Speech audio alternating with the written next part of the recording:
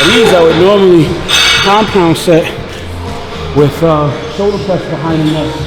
We're concentrating on flexing my traps at the top of the movement, at the middle of the movement, and at the bottom of the movement with my lats. So you're working more than negative on that when you do that, right?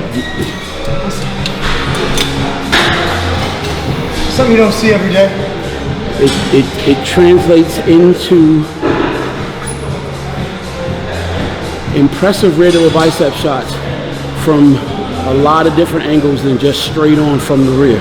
You know, when you put your hands up to set up for the shot, midpoint, even the hands down, all of those things start to speak to little muscle things that just pop out, detail that just pops out throughout the whole setup of the rear deltoid bicep shot before you actually execute the actual pose. That's quite impressive setup. Well, you set up, it's production before the shots even hit. It's an art. That 20 felt good going up them 2 pins.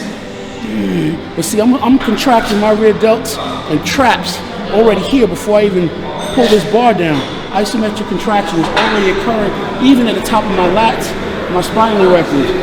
1, 2, 3, 4, 5, 6, 7, 8. There you go. 9, 10, 11, 12, 13, 14, 15. Oh. Boom! A lot of personal training programs or systems would totally ignore an exercise like this altogether and just dismiss it as not being valuable enough a return to even consider it.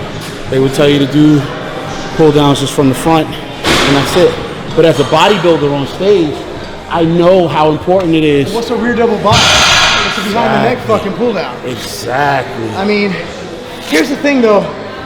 Sometimes physiology is one thing, but bodybuilding, you know, there's a certain level of mental connection with the muscle that I don't think the average trainers can have. So it's not irresponsible. I'm going to teach that because the average gym goer would not know how to mentally connect with that movement to make it work.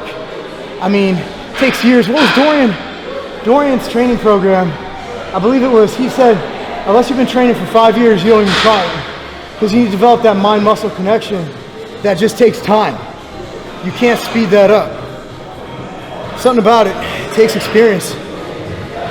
And you know what, even 5 years, listen, that's like saying, you know, practice makes perfect. Yeah. Not necessarily true. Exactly. Because if you practice the wrong methods, then you just know how to demonstrate the wrong methods perfectly. Yep. So sometimes even 5 years may still be too short a time if it is that you haven't been learning how to work, you know, in a way that's, you know, efficient. So Precisely. I would dare say one of the things that I've been able to see from my own experience was, you know, in the beginning, just training, doing the best I could, getting ready for my first show.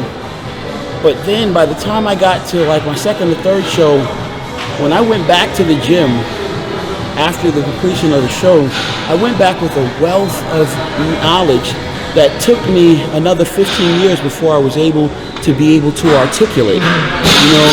But most of that had all to do with that mind-muscle connection, from learning how to stand and isometrically contract my muscles under the command of my mind,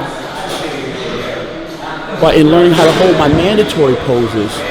What it did was, when I got into the gym now, I was now able to train in a way that when I dropped the weight, I can learn that I was actually doing the same thing, contracting my muscles, but now with greater and greater amounts of resistance. But the things were still the same. I needed to contract my muscles. Whether the weight's in my hand or not, I'm aiming to contract my muscles. So anyway, yeah, that's how we stimulate, you know, activity in the self. See this? This is a rear deltoid bicep shot. You can't see it. I got my hoodie on. Oh no, we can see it. The truth is, that's what it is. Even through the hoodie, we can see it, bro. So here, I activate my traps. Rear delts, lats, release. Activate my traps, rear delts, lats, release. Traps, rear delts, lats, release. Same thing. Same thing. Big range of motion, very, very important.